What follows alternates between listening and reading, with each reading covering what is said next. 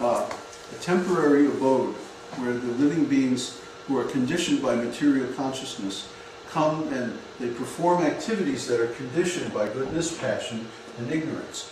And this is the foundation of the law of karma. Okay? The karma that we experience in this material world has three flavors: goodness, passion, and ignorance. And we're going to devote quite some time today to discussing those three qualities.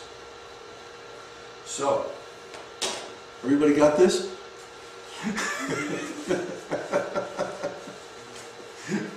Yes? How many years is that, like when they destroy everything and then bring it back? The material creation exists for approximately 511 trillion years. Wow, that's from the beginning to the end. That system that we were talking about yesterday of the yugas, the Mahayugas, and chakras and all of that. See, the way it works is, what do we figure? About 5.5 million years is one cycle of 4 yugas. And 22 of those cycles is one Divya Yuga. And 21 Divya Yugas is one Manvantara, or the period of time of one Manu. And 24 Manus is one day of Brahma.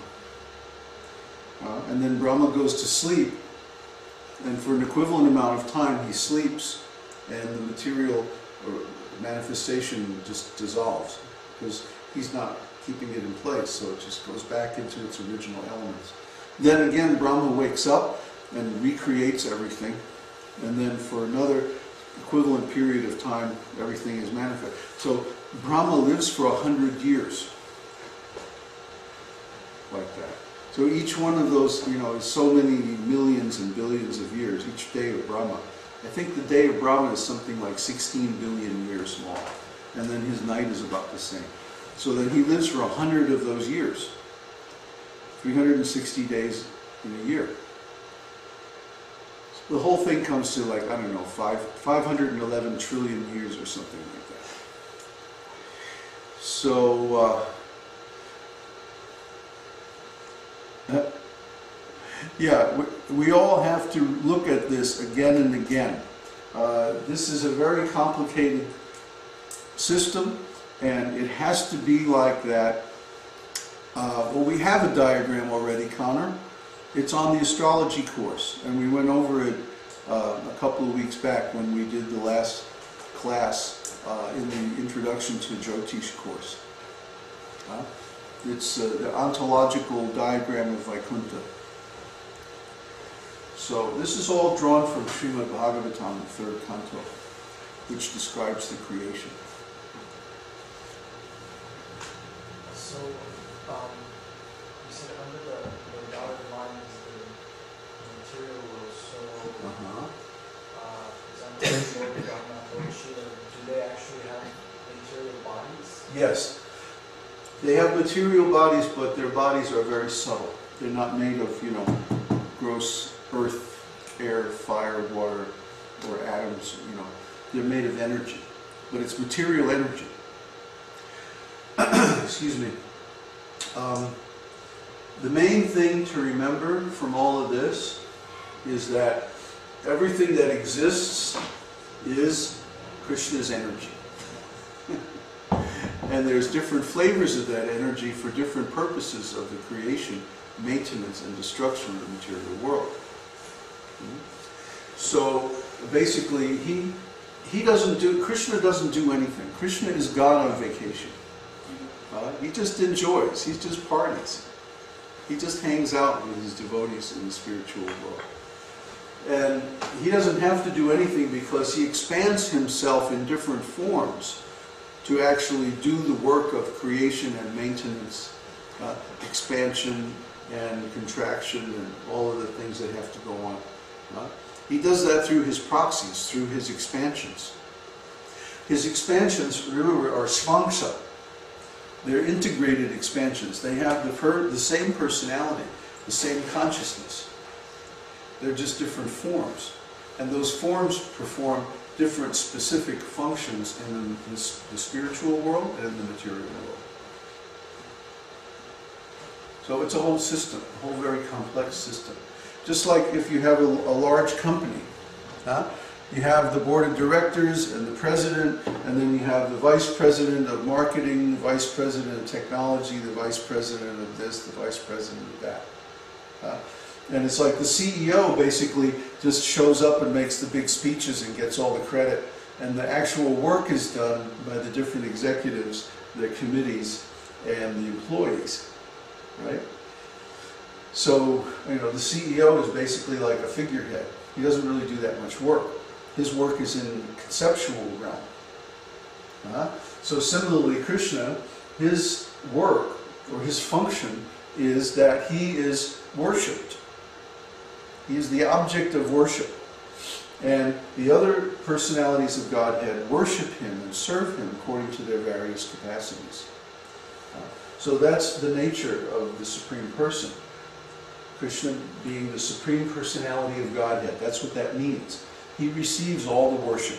He accepts all the service that the other expansions of Godhead render according to their specific potencies and positions like that. So this is the Vedic system. It's very sophisticated, very nice. And it creates potential or possibilities for every living soul to have exactly the kind of existence that they want. Exactly the kind of flavor of activities, exactly the kind of consciousness, the kind of aesthetics that they would like to have. Anything that we want to enjoy, we can enjoy, but we can enjoy it in the spiritual world. We don't have to come to this material world to enjoy. We can enjoy in cooperation with God, and we can experience life in any way that we want. There's no limits. Is there a question? Can you comment on the difference in time in different layers of material reality? Yes. Generally speaking, the higher that we are on this chart, the longer the time span that we're talking about.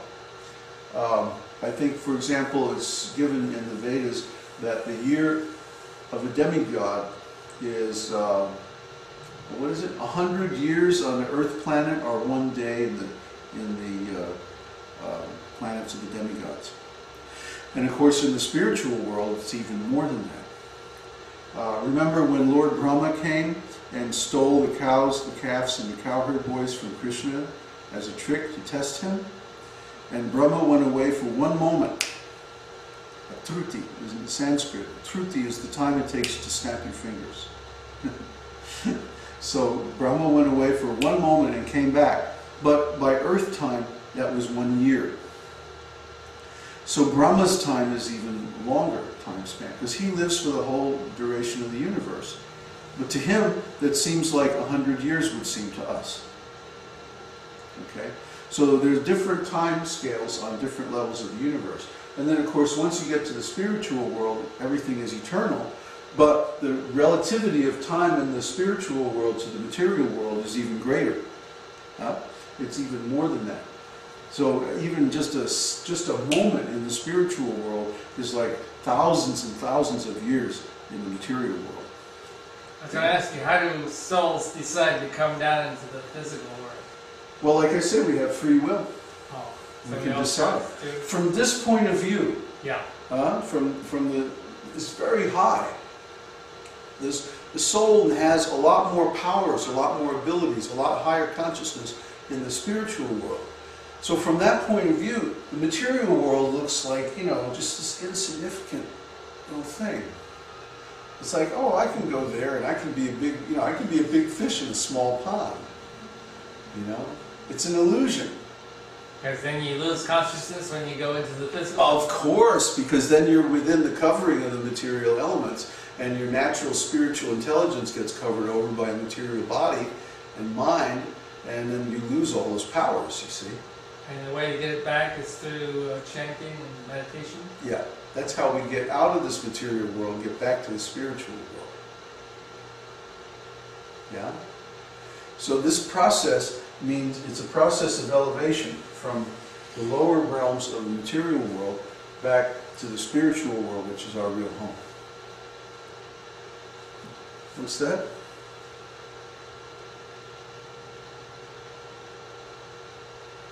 Ah, yeah, very good. Yeah, we have pictures, Connor, on our astrology course. The yeah, right. The Transcendentology site has that one. Very good. Maybe I should display it here so everybody can see it. Om Namo Bhagavate Vasudevaya. Oh, let's see. How am I going to display this? Well, that's not really the one I was thinking about. I was thinking, yeah, here's the one.